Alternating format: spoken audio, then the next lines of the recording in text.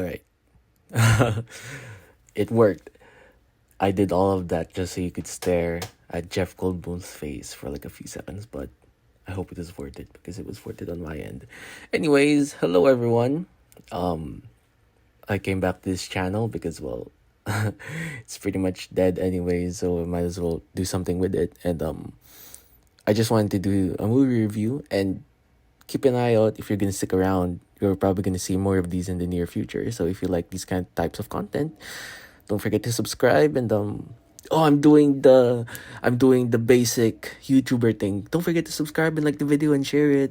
But yeah, um, just trying this out. Of course, it's not gonna be perfect. It's my first time, and I'm basically doing all the editing and everything. So if you have any suggestions, feel free to leave it in the comments. But yeah, we're just doing a basic movie review with my own twist.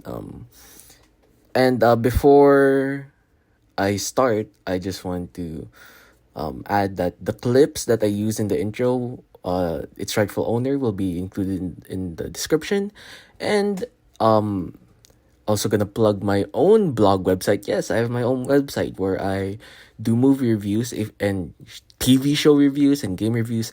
But in all actuality, it's just still movie reviews. But we're gonna talk about it later. Yeah. So if you're curious, the link to my website is in the comments, and if you want a more in-depth review of this movie, just check it out. It's in the comments. It's pinned there. So thanks a lot, guys, and enjoy.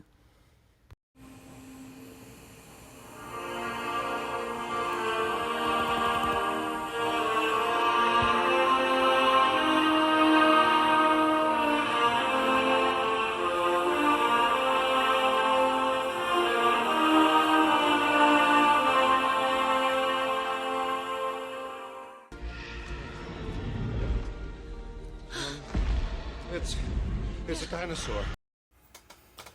Well, now the actual movie review starts, and we're talking about Jurassic World Rebirth. So that it is the seventh installment in this beloved franchise. And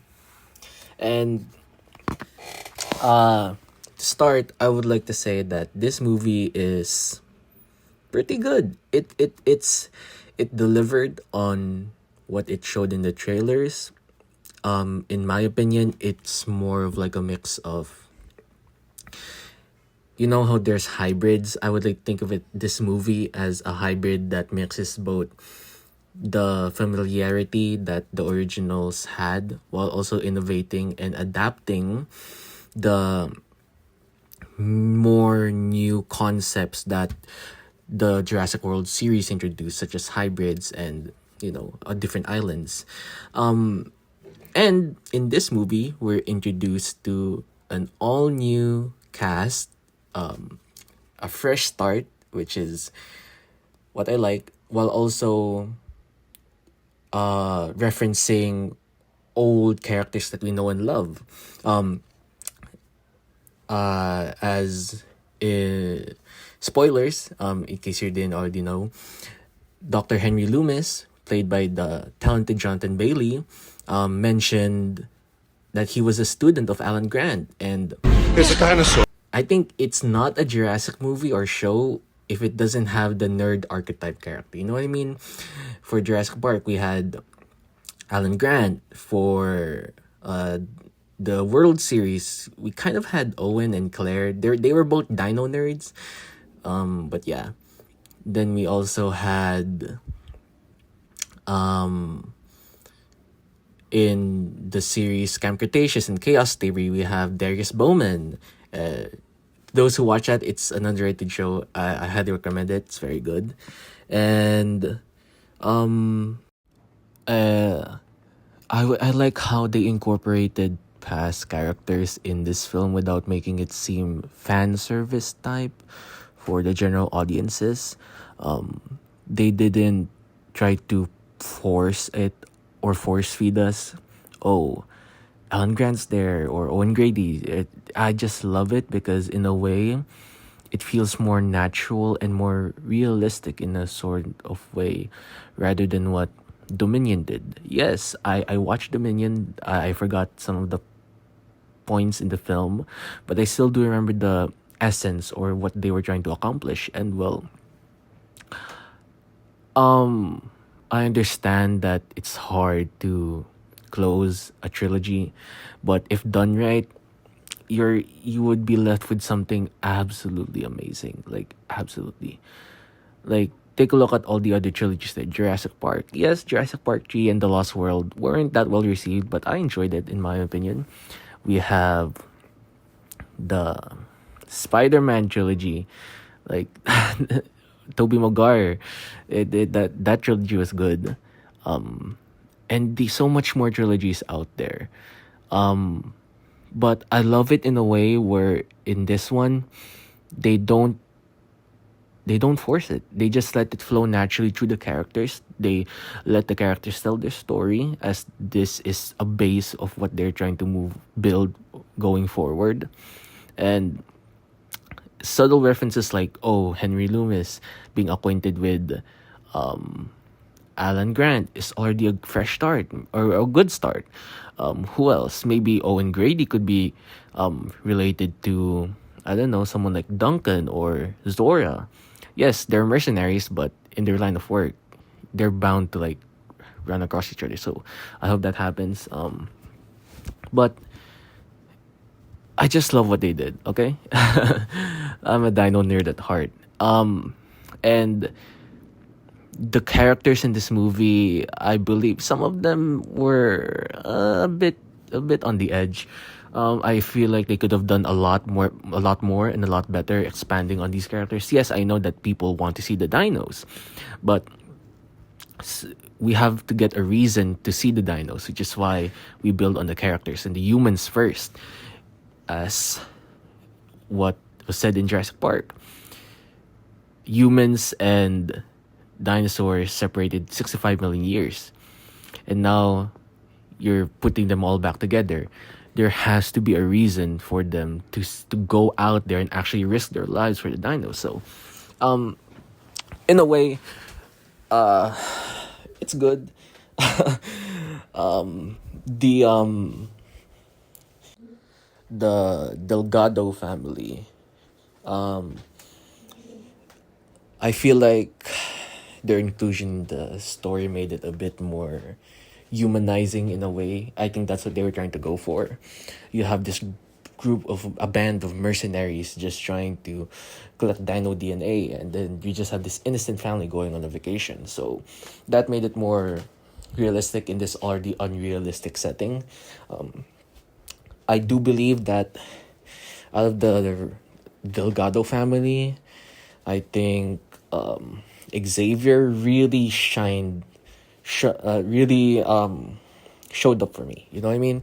It's like at first when we watched him, all of us watched him in the beginning. We're like, oh, this guy's a douchebag. He doesn't know what to do. He's lazy. He's pretty much just a laid back dude who doesn't contribute to the family. But then as the film progresses and the stakes are raised, we see him man up and take on the duty of someone protecting the family, and especially Isabella. And well, it's very nice to see. And what else? Teresa. Um, there's really not much to be done with her. Well, I mean, props to the actress for doing the most with what she had, but in a way, it almost felt like her character was one-sided to me. Yes, they tried to expound on that more with her basically trying to convince her dad that Xavier's a good guy. But other than that, her character was basically just screaming at dinosaurs, getting mad at rich billionaires, and in a way, we've kind of already seen that before happen, that same formula. So I wish we could have gotten more depth to her character, but yeah. The dad, I believe his name was Ruben Delgado. Correct me if I'm wrong. I have to double check that later. But Ruben Delgado, some people didn't like him as I scrolled through TikTok, but like, I liked him, bro. I like his character. I think, He was very funny. He contributed a lot to the family survival. Bro locked in, like locked in for real. And um there's this one favorite scene I had where Isabella is trying to jump off the boat with her dad, or Ruben, and then he comforts her, and that scene just really touched my heart because like as a dad, your job is supposed to comfort your daughter, right? And I love that scene. They really did well on that, and props to the actors on that scene. Very good. And the actor of Isabella, um, I think, you know, she was good. Throughout most of the film, she was just there to um personally, I think she was just there to just bring Dolores into the film. No, no, I'm not complaining. They got to sell plushies, and well, Dolores is cute. But at the end, she really clutched up when she opened the gate. When the D-Rex was like literally right in front of them, of the whole group. So really, that's nice. And speaking of Dolores, I'll go talk about Dolores once we move to the Dino section. Right now, we're showing the characters. Overall, that's the Delgado family. Now let's move on to the mercenaries. Now, all of them pretty much got like cooked. All of them got cooked. I'll just say that. All of them got cooked, as we saw in the trailers as well. Bobby got cooked by the Spinos. Nina got cooked by Spinos. Leclerc got cooked by the Quits. Very, very sad, all of them. I really wish that at least like one of them got to survive. But hey, it was more or less to be expected. Quetzalcoatlus took Leclerc, like when that scene when they were trying to pull him up, and then the Quetz just like came out of that cliff, like wow, cinema. Like it really gave off the suspense and the like, why isn't he responding? Shouldn't he be screaming? Because he was like screaming to pull him up, and then he went silent. Then they were thought like, oh, he's probably going up now. But then boom, the Quetz in, like literally, like bro's half her upper body was in its mouth already. Like he was cooked. But I really liked how each of the scenes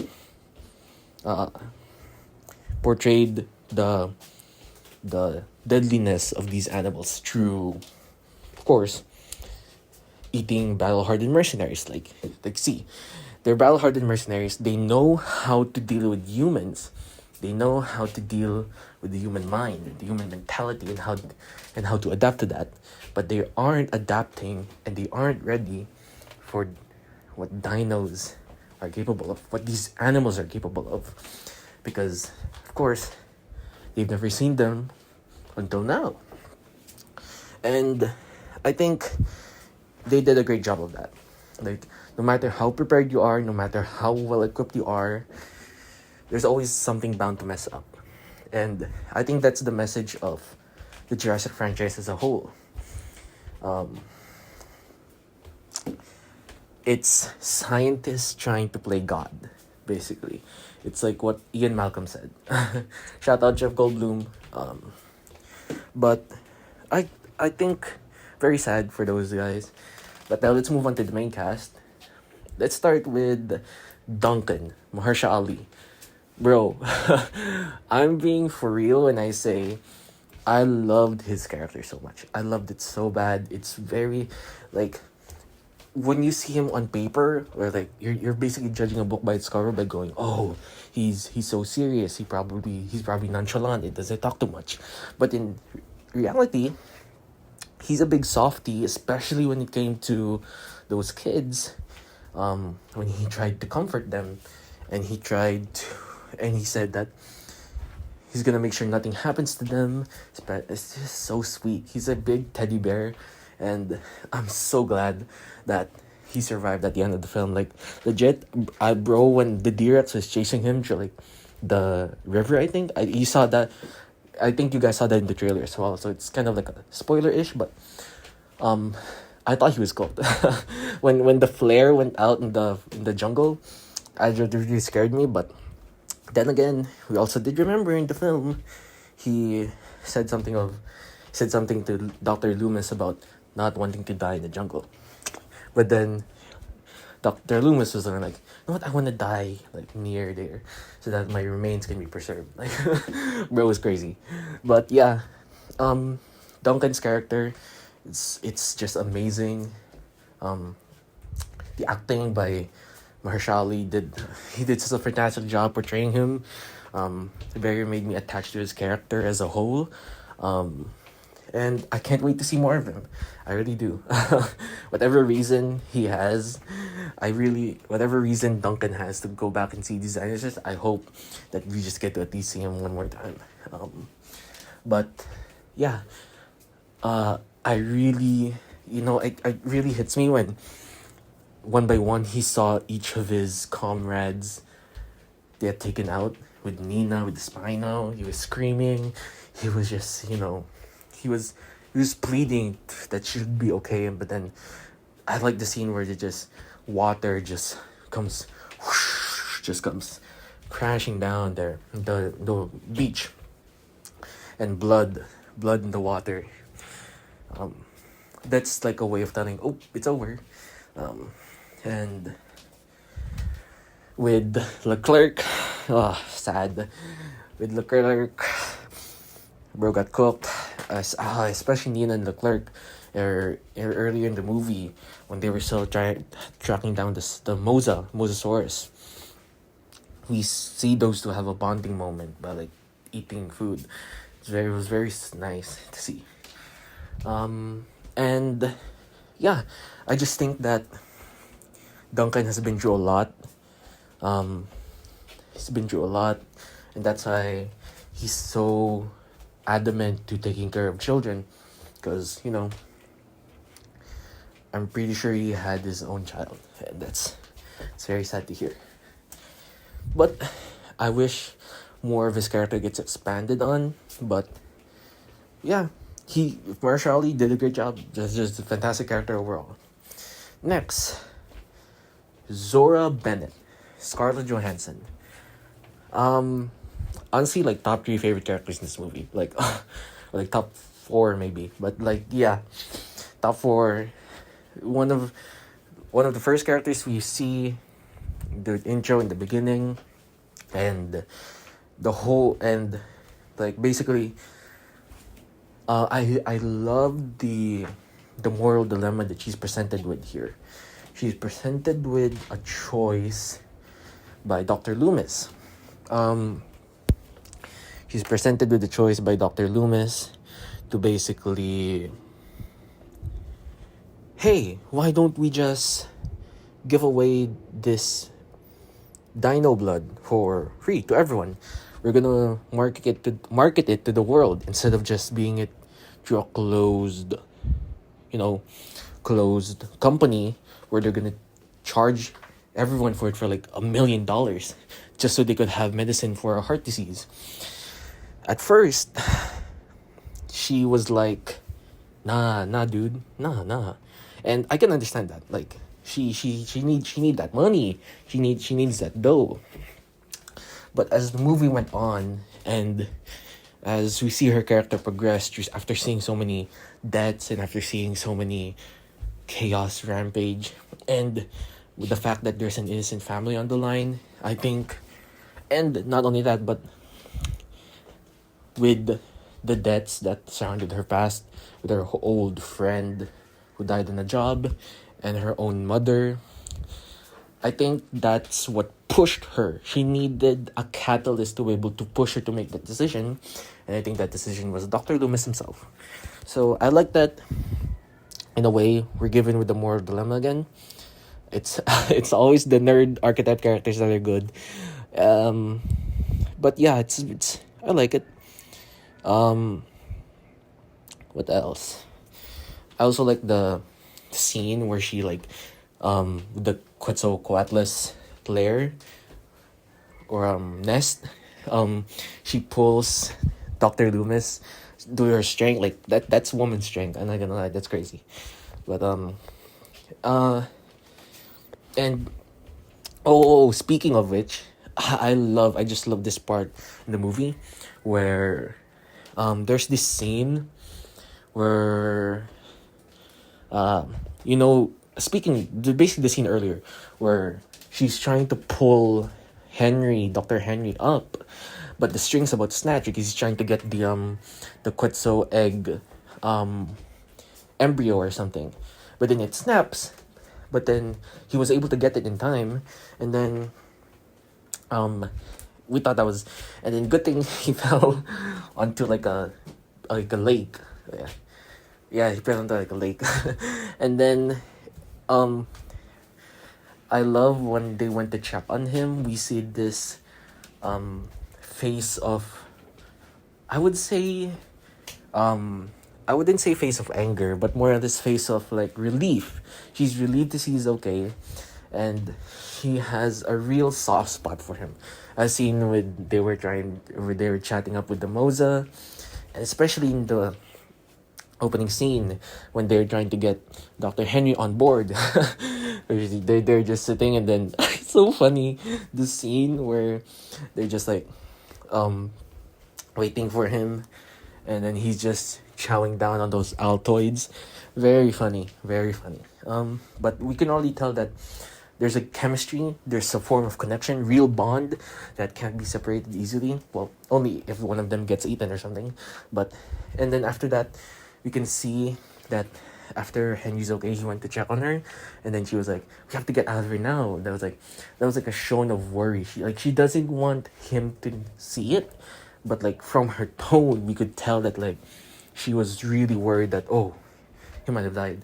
But that scene like really stuck with me. Like to this day, as I'm recording this, as I'm speaking right now, that's like one of my favorite scenes in the movie. It really shows the humanity of these characters, and how no matter um how much turmoil and struggle you've experienced with your past, someone will make that, make your present and your future something worth living for and fighting for, something that's worth cherishing, and something that's worth looking forward to again.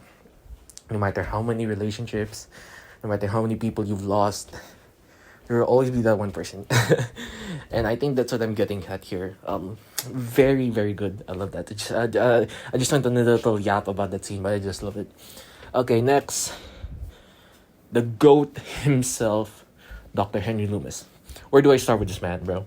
He's majestic, bro. He's just amazing. He's just a majestic man. I ain't gonna lie. But first of all, amazing acting by Jonathan Bailey. I thought he was gonna start singing, but anyways, jokes aside, he's very cool. Like, you'd think for a doctor he wouldn't have the skills to be able to be parkouring and stuff, but like during the ending, he was like jumping and like parkouring to like metal pipes and something. That was very cool to get the attention of the helicopter. That was very cool. But I really enjoyed his character overall.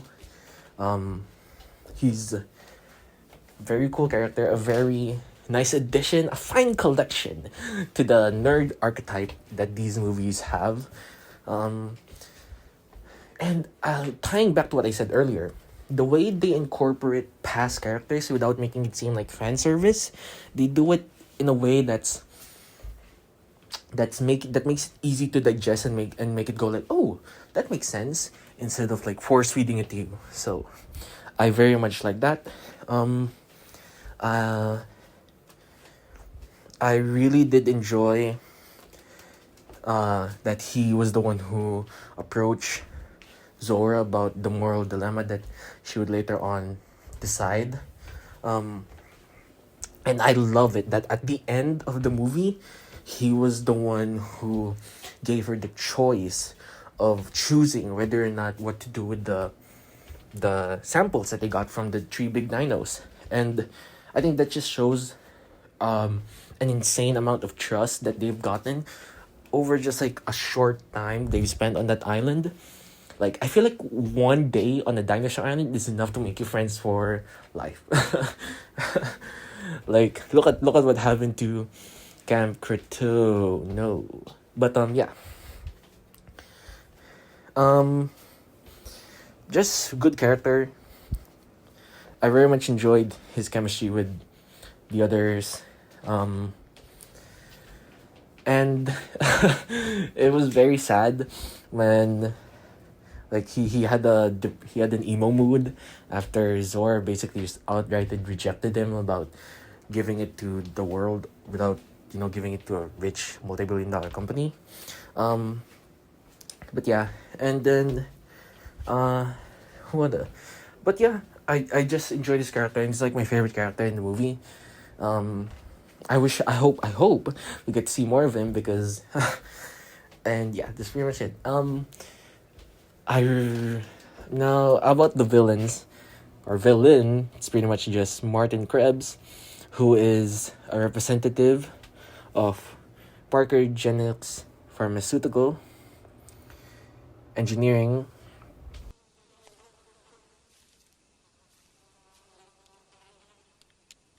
That is one big pile of shit. Rich billionaire villain archetype consumed by greed. That's pretty much it. We've seen that happen already in these past few movies. We've seen that happen like legit, bro. Like it's not getting old, but more it's getting repetitive. You know what I mean? But here they do it in a way where it's like it's acceptable, but like you can feel it. You can feel it, but he's like trying his best to make everyone happy, but that's just not gonna be possible with the way that you want to do with the dino samples. So yeah, it's just not gonna be possible, bro. And then the way he went out, that was crazy, dog. The way he went out was just absolutely crazy. Um, I mean, props to him for trying to survive for so long, but like, we already knew that he was gonna get cooked at the end of the film. Um, but still, we have to give him props because without him, none of the film wouldn't have even happened. So, but yeah, very good performance by the actor himself. And honestly, reminds me of Martin Krebs. He reminds me of the dude from Fallen Kingdom, the rich billionaire type of dude who was like auctioning off dinosaurs as well. Just reminds me of that dude. But I think the lesson we can gain from his character is that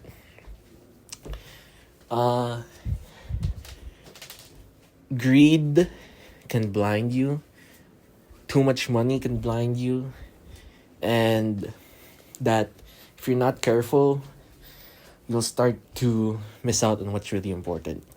I guess in a way,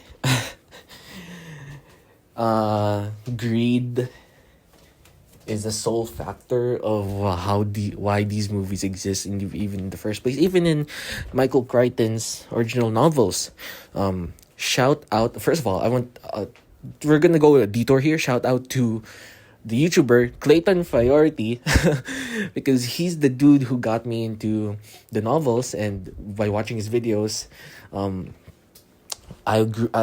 my love for this franchise grew even more. So shout out to him and go subscribe to him if you can. Very amazing dude. And yeah, just go out and subscribe to him. Not only Clayton Fiorti, but shout out to the Gaming Beaver. Yes, the Gaming Beaver, the GOAT. He's the one who got me into dinosaurs in the first place. And ever since then, my love for dinosaurs never stopped. So just support these two mad lads. They're amazing people. But speaking of which, the reason why I was able to even understand the boat scene or like the raft scene in the movie, or no, I like the reference was because of Clayton Fiorti and because of his video about explaining the raft scene in the novel. I was like Leonardo DiCaprio. I was like, oh, oh. I was like, that was it. That was it. And then yeah. Um. So, anyways, where was I? Yeah. The Martin Krebs. The lesson we can learn from this guy is greed begets greed, or basically that. Um, Greed begets selfishness. It's a lesson we all learn in our lives. Greed is bad. But yeah, I think not too much of his character, but they did the best. The actor did the best with what he had, and he went out like a mad lad, like a champ. No, not a champ. He died like a loser. He was a loser when he let Teresa fall into the water. Like, Rose an evil dude. He could have just, explained instead of just letting her fall. Yes. Okay. I think that's enough of the humans. We're gonna move on to the dinos. Whoop. Now we're gonna talk about the dinos in this movie, and what else is there to say other than peak? It's just the animals that they picked out for this movie is just absolutely amazing. We have old ones, of course. You can't forget the star of the series, the T-Rex, and then we have some old ones, some old beloved coming back. If you watch the movie, you know that the Ankylosaurus makes an appearance. The Parasaurolophus makes an appearance as well, and some people may have missed this, but during the scene where Dr. Loomis falls into the water, Compsognathus, a few of them just like gather around. It's just so cool. I was like, I was like, oh, and then we also have a small appearance from the Velociraptor when Xavier goes to do his business. He gets, but then he gets ambushed by a new addition, the Mutadon. Is that how you pronounce it? Mutadon? I think it's Mutadon. Mutadon. And I looked it up, and it's essentially a hybrid between a Velociraptor and a Pteranodon, which is a very, very cool. Also, very cool scene. They reference the old scene in the Jurassic Park in the kitchen where the the claw, it's like on the ground, the floor, with the Mutadon in the store. Very cool. In like the gas station store, very cool. And then I also like the T-Rex. Again, the river scene, the raft scene with the T-Rex. Very cool nod to the novels. Of course, the Mosasaurus. It's a different Mosasaurus than the one that we know and love from Jurassic World. Different shade of color, less scaly and more whale-like, which is more accurate to what the Mosasaurus actually was in prehistoric times, like real life. Instead of it being like a crocodile, its skin was more of like a whalish. So it's a very nice nod to that. Of course, the Spino is back, but not the Spino that we know and love from JP3. The Spino is more accurate now, scientifically accurate. It now walks on four legs. It's a lot more slim in a way and a lot more lengthier. But of course, we love our fictional JP3. We love our Asset 87, and of course the Quetzalcoatlus, very cool. One of the biggest petasaurs to ever exist. Size of an F-16 from Dr. Loomis. I still remember the lines. From the movie. And we cannot forget Titanosaurus. I love how they showcased each of the scenes, from getting the samples from the three animals, the Mosasaurus, and from the Spinos. It was violent and it was hectic as they're trying to survive in the domain of water, which is what which the Mosa and the Spinos are best known for. And then you get a breath of fresh air once you get to the Titanosaurus. There's no violence, just we're just admiring beauty from animals that once was. These animals never asked to be brought back, but now that they are, they're doing the best with it with their instincts that have carried over millions of years. And it's just so beautiful seeing the Titanosaurus, like just that whole scene and with the original team playing. Just cinema, peak. Absolutely amazing. Can't forget Dolores, the Aclops, very cute. I thought she wasn't gonna grow on me, but over the course, she did. She grew on me. She didn't. She wasn't like a blue type of character where like she gets directly involved with the cast and like influences their decisions, but she's more or less just there for moral support. And I think it's nice because it's a nice change of pace and it allows for it's almost like Isabella and Dolores help each other out. Dolores comforts her while Isabella feeds her, it's like a mutual agreement that they both have, and it was so adorable seeing that. And sometimes in the chaos there's beauty to be found, and I think Dolores is that. And of course, last but not the least, we're gonna talk about D-Rex, this Tortoise Rex. We're gonna talk about the main hybrid of this movie. Okay, I just love. Okay, I have so much to yap about this thing. I just love the scene, the way they use the environment around it to make the D-Rex more imposing and more big and dangerous. I just absolutely love that. And the smoke, and of course, you can't forget the scene where it grabs the helicopter out of the sky. Like let's be honest, we all thought it was like, oh, finally, hope's here, we're saved, oh, we got this, and then boom, the D-Rex comes out, chewing on it like it was just a rubber toy, like a dog, then tossing it like it was nothing.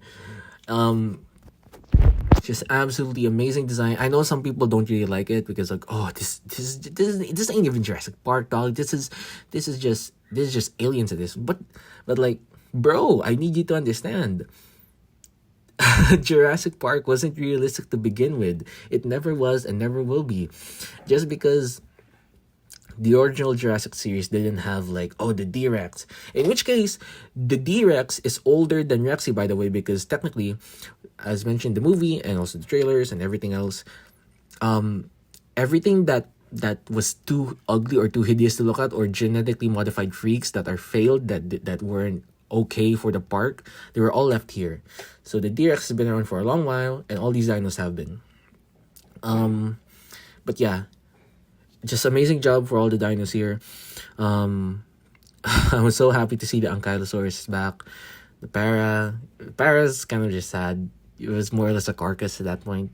But yeah, overall, just amazing. Just amazing dinos. I can't wait to see more. I really wanted to see maybe a Baryonyx in there. Maybe a Dinosuchus. That would be very nice. That would be nice. Also, the scene where Dr. Loomis gets into the lab and we see the two-headed raptor, very very cool. But yeah, this is just absolutely amazing, and who knows what else John Hammond was cooking up in there during that time. But yeah, I guess one lesson we can learn from these dinos is that life finds a way, and that in the absolute horrific scenes that we've encountered, there's always beauty to be found in nature. There's always beauty to be found in these animals, as they're not actively hunting us. They're just simply trying to live out their lives. Nature is everywhere. Beauty is everywhere. You just have to look hard enough to see where it is. But yeah, absolutely amazing movie. Wow, just wow. Well, that's the review. Well, I just wanted to say thank you guys for, just watching the whole review, or if you just skipped around, because it's probably, I apologize if it's a bit long, but just skip around. There should be some timestamps there. But yeah, I hope that you enjoyed this review, and if you have any other, you know, suggestions or movies that you want me to review, or shows, or maybe even games, I'll be doing those in the near future. And yeah, I'm trying to hit at least 100 subscribers. It's just a small number, but yeah. Thanks, and yeah. Bye bye, guys. I'll see you next time, and enjoy your day as always.